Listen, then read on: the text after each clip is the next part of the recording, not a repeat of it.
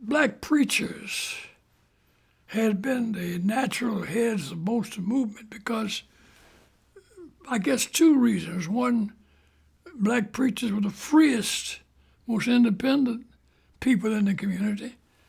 And secondly, the movement had a spiritual base. So the church became the background and the home base of the movement. We met, I was pastoring in Mobile. Fred Shuttlesworth was pastoring in Birmingham. Ralph and Martin were in Montgomery. And we used to meet monthly at first, and then we would invite other people to come, although we had several names before we finally settled on Southern Christian Leadership Conference. And we argued a long time about the Christian, but we settled on Christian. It didn't mean you had to be a Christian member of the church, but you did have to accept nonviolence, fatherhood of God, brotherhood of man, and self-determination in terms of buses.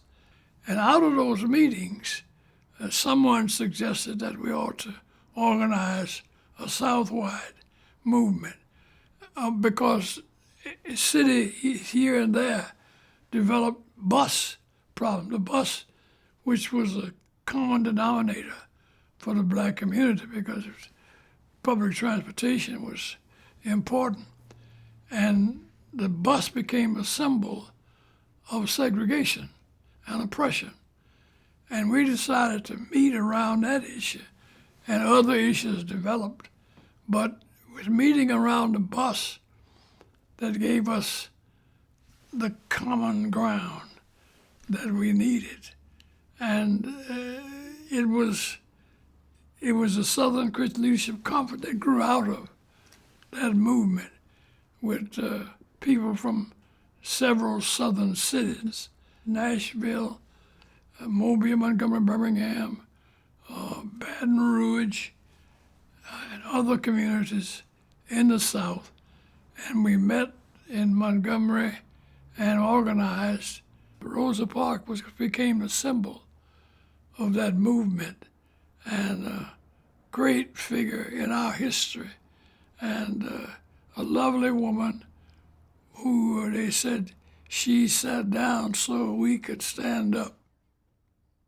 God picked her for the role she played because there had been other women who had similar experiences on the bus, but they didn't fit the pattern, they didn't fit the mold. But Rosa did. When everybody heard about what happened to Rosa, there was no question that everybody resented it and was willing to engage in movement about it because she was that kind of person, sweet and gentle. And when they arrested her, they arrested the whole black community in Montgomery. And we were very pleased to follow Rosa Parks, an example she set in resisting bus segregation. When the bus boycott started, and it was a new thing for us that black folks had taken the initiative to determine our future. If we aren't careful, young people will think we've solved all the problems because they can sit on the bus and they can go downtown and eat in a restaurant. We've come a long, long way, but they will learn sooner than later that we've still got a long way to go, that there are doors that are still closed,